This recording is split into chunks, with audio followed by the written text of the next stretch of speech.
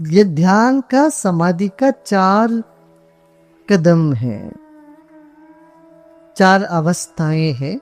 सबसे पहले सामीप्य,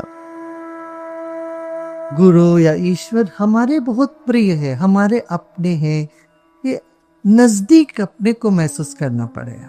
भगवान की तरफ से तो वो सबके अंदर है, हम अपने तरफ से उनके नजदीक के नहीं मानेंगे, अपने मन में शंकाएं बनी रहेगी, हम लंका में बने बने रहेंगे और डंका बजता रहेगा फिर। तो हमें सामीप्य पहले अनुभव करना चाहिए। जिसके प्रति आपका प्रेम है उनका सामीप्य को आप महसूस करो। प्रेम है और वो अपने नजदीक के नहीं मानते हैं तो फिर राग द्वेष शुरू हो जाता है, फिर समस्याएं खड़ी हो जाती, प्रश्न चिन्ह उठ जाते हैं, संशय उठ जाते हैं। जो हमारे अपने हैं वो जो हमारे साथ करते हैं उससे हमें कोई मतलब नहीं है, जो करे हमारे साथ करे, क्यों हमारे अपने हैं। तो ये मानते हैं तो इसको सामीप्य कहते हैं। तब ये प्रश्न उठता, आपने उनको देखा लेकिन हमको नहीं देखा। अरे नहीं देखे तो हमारा क्या है, अपने तरफ से मान लेना हमारे नजदीक। ये पहली अवस्था है सामीप्य। सामीप्य से बहुत सारे संशय अपने आप मिट जाते, उठते भी नहीं है। अपनों के ऊपर संशय कभी नहीं उठता। एक माँ को अपने बच्चे के ऊपर कोई संशय उठता नहीं, उठता है क्या? जितने भी तेरा बच्चा चले तब भी संशय नहीं उठता, रहे इसका कुछ दिमाग फिर गया के साथ चल रहा, ये सोचते हुए उस पर संशय तो नहीं होता। क्यों? सामीप्य है तो संशय मर ही जाता, वहां उठता ही नहीं, अपने हैं नजदीक ही। तो ईश्वर हमारे अपने हैं नजदीक हैं भाव करना, गुरु हमारे अपने नजदीक हैं ये भाव करना। ना भी मिले, कहीं दूर बैठे हैं, भीड़ लगी हुई है, हम तो कहीं कोने में बैठे पीछे, गुरु जी शायद हमको जानते भी नहीं, ऐसा मन में संशय हो सकता है। उसको भी छोड़ के नहीं, हमारे अपने, वो हमारे साथ क्या करते हैं हमारे मतलब नहीं, क्यों? वो हमारे अपने हैं, हमारे अपने हमारे साथ अच्छा ही करेंगे, ये भाव उठता है जब सामीप्य होता है। फिर इससे आगे का कदम, जितने हमारे देश में भक्त हुए, मीरा और कृष्ण में कितने हजारों सालों का फासला था, मगर उनको सामीप्य अपने लगे। गोदा या आंडर और श्री कृष्ण में हजारों सालों के पास, 4000 साल बाद गोदा हुई, मगर उनको लगा भगवान कृष्ण मेरे अति प्रिय है, मेरे अपने नजदीक की महसूस किया। ऐसे ही तुलसीदास, ऐसे ही त्यागराज, ऐसे पुरंदरदास, जितने संत हुए उन सब ने ईश्वर को, प्रभु को, भगवान को, गुरु को अपना माना। जहां देखते वहां तुम ही तुम हो, ये लगा ये सान्निध्य, उस मौजूदगी महसूस। यहाँ दक्षिण भारत में एक संत हुए, कनकदास उनका नाम था, भोले भाले थे, बकरी चराने वाले, मगर भक्त थे वो। तो उनके गुरु ने उनको एक केला दी एकादशी के बाद, और ये शर्त लगाया, ये केला तुम तब खाओगे जब इसको खाते होगे तो कोई नहीं देखना चाहिए तुम्हें। तो सिर्फ उनके लिए नहीं, और सारे शिष्यों को उन्होंने एक एक केला दी। और दूसरे दिन सब आए और गुरुदेव को बोले कि किसी ने कहा मैं तो अंधेरे में रात में 12 बजे जाग के कंबल ओढ़ के अंदर से खा लिया। एक और ने कहा मैं तो क्या मैं केला लेके नदी में जब डुबकी लगाया, अंदर नदी के अंदर मुंह में केला लगा, तो किसी ने नहीं देखा था। किसी और ने कहा कि मैं खुद नहीं देखा, क्यों? मैं आंख में पट्टी बांध लिया। आपने कहा कोई नहीं देखे तब खाओ, तो आंख में पट्टी बांध करके मैंने केला खा लिया। तो सब ने अपनी अपनी बात कही। तो ये एक आखिरी में एक कनकदास आए हाथ में केला पकड़ के, तो गुरु ने पूछा भाई तुमने क्यों नहीं खाया? तो उन्होंने कहा भगवान मैं कैसे खाऊं, जहां भी देखता हूँ आपकी मौजूदगी मुझे चारों ओर नजर, आप देख ही रहे थे, उनको छोड़ इसकर। तो जब भी मैं हाथ में केला उठाता हूँ आपकी मौजूदगी महसूस करता मैं कैसे खा आपके लिए वापस देखा है। मौजूदगी जब महसूस करते हो शिकायत ही नहीं रहता। सामीप्य में भी शिकायत हो सकता है, माँ बेटे पर शिकायत कर सकती है, तुम ऐसे ही करते वो नहीं करते, मेरी बात नहीं सुनता। बाप भी कह सकता है मैं जो बोलता हूँ सब करो, तो नहीं करता, घमंड हो गया।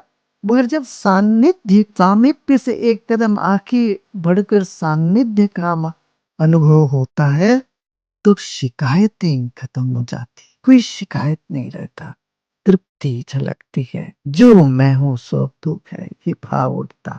सानिध्य के बाद आता है सारूप्य,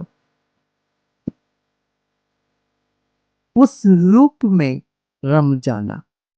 एक बार श्री राम हनुमान जी से पूछते हैं, मन में मेरे एक बहुत कुतूहल है, जिज्ञासा है, जानना चाहता हूँ हनुमान माने कैसे होगा, हनुमान की मन की स्थिति कैसी होगी, हनुमान बनना कैसा लगेगा। तब हनुमान बोलते हैं देह बुद्धिया तब दासो हो, मैं जब देह बुद्धि में रहता हूँ मैं आपका दास हूँ। जीव बुद्धिया त्वदव शुमान, जब मैं अपने आप को एक जीव समझता हूँ, शरीर नहीं, शरीर समझता हूँ तो अपना सेवक आपका काम करूंगा। जब मैं अपने आप को एक जीव एक व्यक्ति समझता हूँ तो अदमशुमान आपका एक अंग हूं मैं। आत्मबुद्धिया त्वमेवाहं, जब मैं अपने आत्मा में रहता हूँ बैठता हूँ ध्यान में, अपने आत्म बुद्धि में रहता हूँ, आप और हमें कहाँ भी थे, आप ही मैं हूं, मैं ही आप हूं। इति में निश्चितामति, ये मेरा निश्चय है, आत्मा में मैं आप और मुझ में भेद नहीं है, सारूप्य हो गया। अब देखिए कितने लोग हनुमान जी के भक्त जो पूजा करते हैं, सालों से पूजा करते आते हैं, 30-40 साल करते करते उनके चेहरे भी थोड़ा ऐसा हो जाता है, कुछ उनका चेहरा भी उनका होठ भी मोटे हो जाते हैं, थोड़ा ऐसे होता है। ऐसे कोई देवी के उपासक है, देवी के पूजा करते करते उनके चेहरे में वो भाव आ जाता है, देवी भाव आ जाता है, देवी जैसे भाव। कोई उग्र पूजा जो करते हैं उनके आंख भी ऐसे वो उग्रता से भर जाते, ऐसे भगवान कृष्ण के पूजा करते हैं वो ऐसे ही लगते हैं, गोपी जैसे लगने लगते, गोप जैसे लगने लगता है, कृष्ण जैसे लगने। मैं उपासना की बात करूं, जिस चीज को आप मन में बार बार सोचते हो तुम उस रूप को अपना लेते हो, उस रूप में तुम समा लेते हो। इसलिए किसी का द्वेष ना करो, क्यों, तुम उनका रूप ले लोगे। किसी के बारे में तो दिन रात सोचोगे और उसी व्यक्ति का स्वभाव उसी व्यक्ति के गुण तेरे भीतर उतरने लग जाएगा वे। इसलिए कहते इस आरूप्य, उस रूप में हम हो जाते हैं जिस रूप का चिंतन मनन करते हैं। अब जैन मंदिरों में इतने सारे जैन मूर्ति क्यों रखते हैं, उस मूर्ति को देखते देखते बैठो, देखते बैठो, ध्यान लगाओ, जैसे जैन तीर्थंकर है वो तीर्थंकर के रूप में उस रूप में तुम होने लगोगे। ऐसी स्थिरता, ऐसी शांति, ऐसी प्रसन्नता, ऐसा वैराग्य तेरे भीतर उमड़ेगा। तो ये सानिध्य और सारूप्य के लिए ये उपयोगी है, ये प्रयोग है, ये उपकरण है। मूर्ति तो एक उपकरण होता है। भगवान कृष्ण खड़े हैं बांसुरी लेके, उस मनमोहक रूप को देखते देखते मन टिक जाए एक जगह, ऐसे ही मन में वो रूप घुल जाए तो हमारे भीतर वो लोचवान स्वभाव वो गुण जागे। इस कारण से हमारे पूर्वजों ने इस तरह से मूर्तियां बनाई, मूर्ति प्रतिष्ठा या मूर्ति की आराधना का ये प्रथा, इसका उपयोग है ये। मगर हम क्या करते, बस उसको सजाने वजाने में पूरा समय बिता देते, अरे नहलाओ सजाओ, सब बच्चे जैसे खेलते ना गुड़ियाओं के साथ, अरे वो मूर्ति की तरफ बैठो तो से आंख बंद करो या आंख खोल के तो मौजूदगी सानिध्य का महसूस करो, सारूप्य का अनुभव करो, अनुभूति करो। इसलिए बनी है। हमने छोड़ ही दिया मोर बात, उस मंदिर में जाते ऐसे करते भागते रहते ऐसे के लिए बनेगी बात सारूप्य। वो हम में है, ये भाव कर। चलिए हमारे जो रुद्राभिषेक की पद्धति है उसमें कहते देवो भूत्वा देवो में, देव बन के देव की आराधना करो। देव बनो कैसे? अपने शरीर में सारी देवताओं का स्थान है, इसका स्मरण करो। ना रुद्रम रुद्रमर्चित, जो रुद्र नहीं है वो रुद्र को अर्चना कर नहीं सकता, करने योग्य नहीं है। ये कहते हैं रुद्र की अर्चना कौन करेगा? कौन कर सकता? रुद्र ही कर सकता है। ना रुद्रम रुद्रमर्चित, तुम रुद्र नहीं हो तो रुद्र को अर्चना नहीं कर सकते। तुम रुद्र बन के रुद्र की अर्चना करो। ईसा रूप भी है, उस रूप तुझ में और तुम उस रूप में।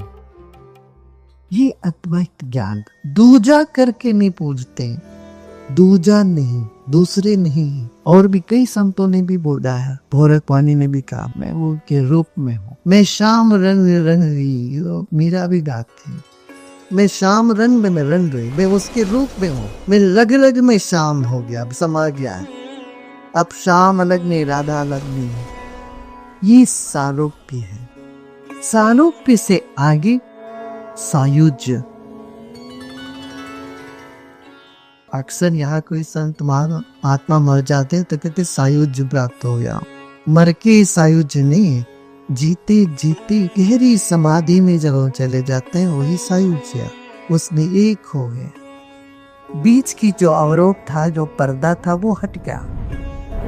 भीतर का आकाश बाहर के आकाश से एक हो गया और बाहर भीतर का आकाश एक समझ में आया। फिर मटका रहे ना रहे कोई फर्क नहीं पड़ता। यही समाधि है, यही ध्यान, यही सायुज्य है।